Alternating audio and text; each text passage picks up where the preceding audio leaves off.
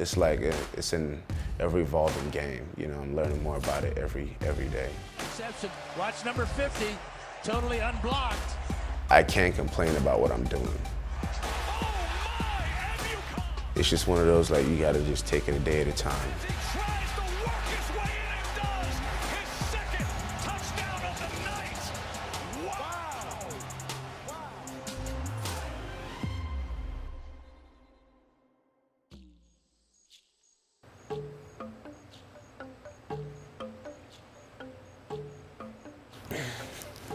Growing up in Nigeria is, it'll either make you or break you. Like, only the people from there actually know what it's like. Well, there was limited electricity. We had a nice house. There was like 4 of us in a bed. Over there, you go, you leave your house, and like, it's just a hostility around you, like hella noise everywhere. People selling this, selling that. It's like a big a carnival.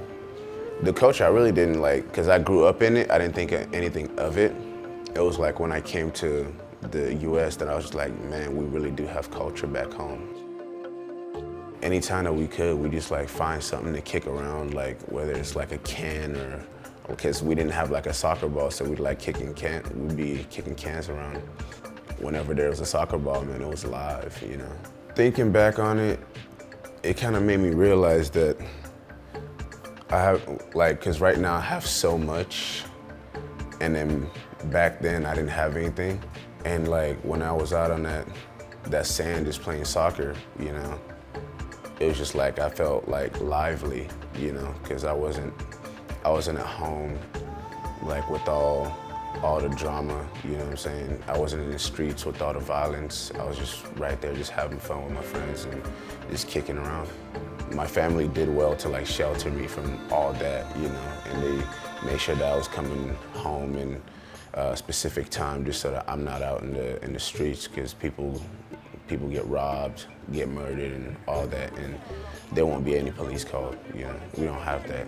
I mean, with the things that's going on right now, that's basically the same thing that I kind of grew up in, but it just wasn't like global like it is now. I would say that I'm happy that I got an opportunity to experience something other than just that life. And then it's kind of sad at the same time that I had to live that life in the first place, because I wouldn't want anybody to go through that, you know. I wouldn't want anybody to grow up like that. And y'all might look at me right now and say, oh, he's got it all figured out. I don't. I did not like school. You go to school, you don't do your homework, you get your ass beat. Nobody likes that. They were just so like tough on the discipline that I was just like, I'm not really a fan of this, you know what I'm saying? But I really only did the schoolwork just so I can be able to go play sports.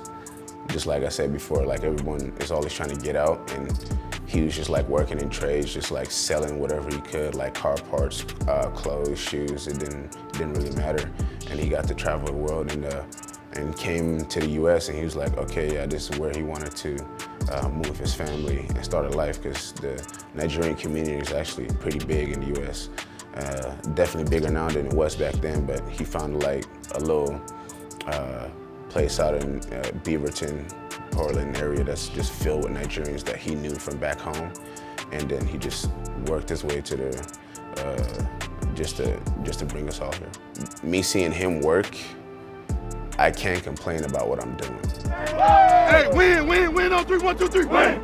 You know, because I'd be like, damn, my body hurts, you know, and like, damn, I don't want to go to work today. But then I always remember that this dude rarely missed a shift. Went from 6 o'clock in the morning to 10 o'clock at night. Rarely missed a shift, so I'm like, I can't complain about what I'm doing. It was cold. It was raining a lot.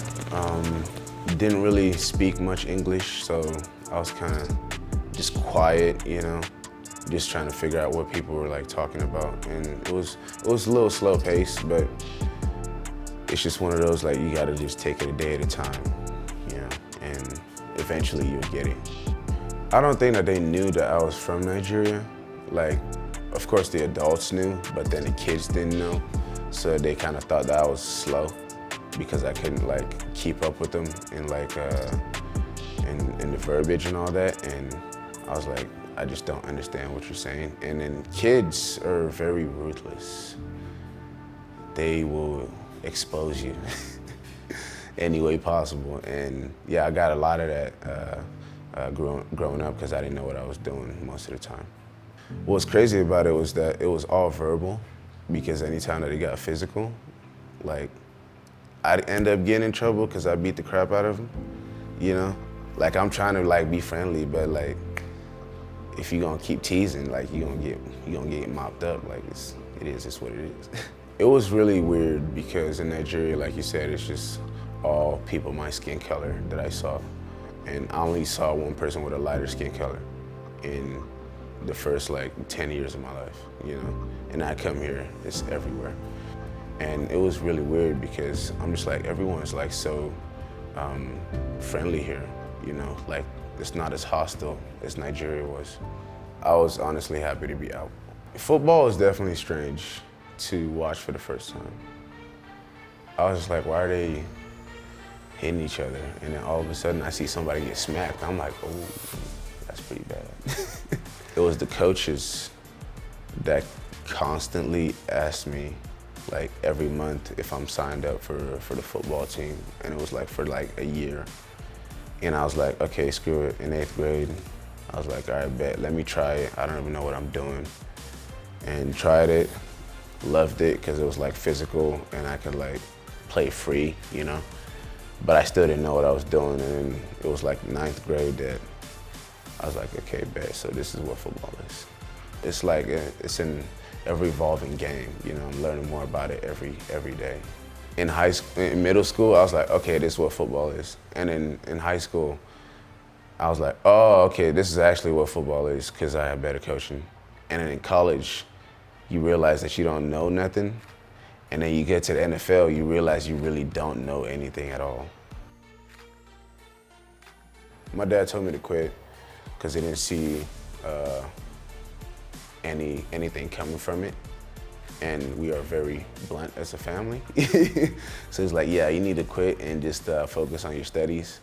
And I was like, no. Yes, sir. In a house that's like so strict on everything, you kind of just want to be able to make a mistake and learn from it yourself without being scolded, you know?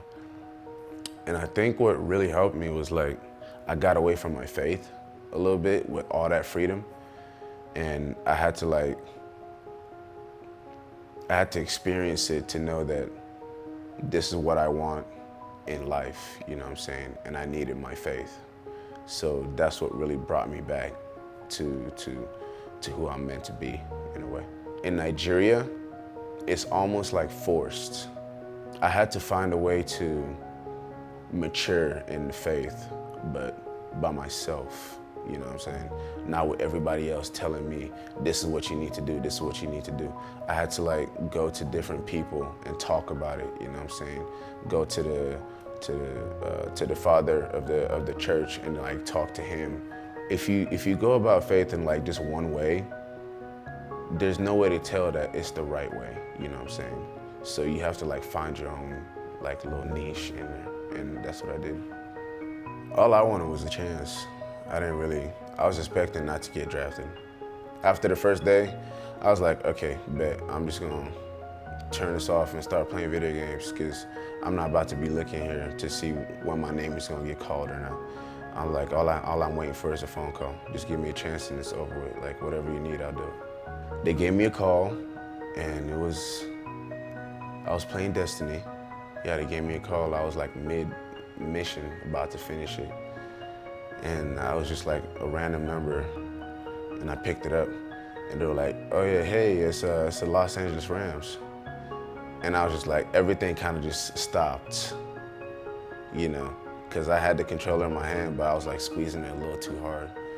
And I was like, okay, hold on, let me calm down right here, you know what I'm saying? Because I'm not trying to I don't know if they're drafting me right now, or if they're gonna tell me that in the future I'm gonna get drafted, or maybe like if I don't get drafted, that they're trying to pick me up for undrafted. I don't know what it is. So right then I'm just like, okay, so I try to handle it calmly.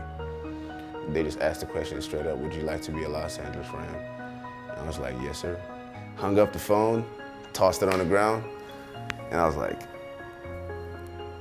oh. And everything kind of just hit me just head on, but it's a good thing that I grew up the way that I did, because then I could like really adapt to any situation. Not gonna lie, the playbook is insane. And I took it seriously to the point that every day that I went back home, I just reviewed the whole playbook, you know, the whole thing. I didn't study worth a damn in college. I did not study, man. I just kind of knew the playbook because it was rather easy being a defensive end. Just go rush or drop to the flat, you know. And now I have to know what gap to cover, you know what I'm saying, how to rush. It's just a whole bunch of things that you got to learn to become a complete player. Welcome back to Atlanta and Super Bowl 50. The Super Bowl was an awesome experience for me personally. And then I know for a lot of guys it really was. Unfortunately, we didn't come out with the W, but just to be there and to play, it kind of like creates like a little fire, you know, that you just want to get back there. And that's the only goal, get back there. Did you ever truly imagine that you'd be on that stage? I'm a realist, you know what I'm saying? I didn't think so.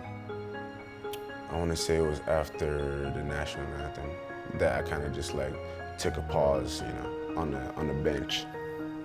And I saw all the fans and just how big of an event it was. I was just like, this is as high as it gets right here, you know?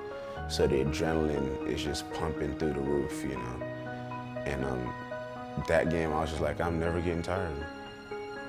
Like, that's just what type of game it was. Man, it was so sad because we like put everything into it, you know? And we just came up just a little short. Make All-Pro at least once and then go back to that Super Bowl. Those are the two goals right there. Because I need to feel that adrenaline again because it's just way too fun. It's a high that'll never go down.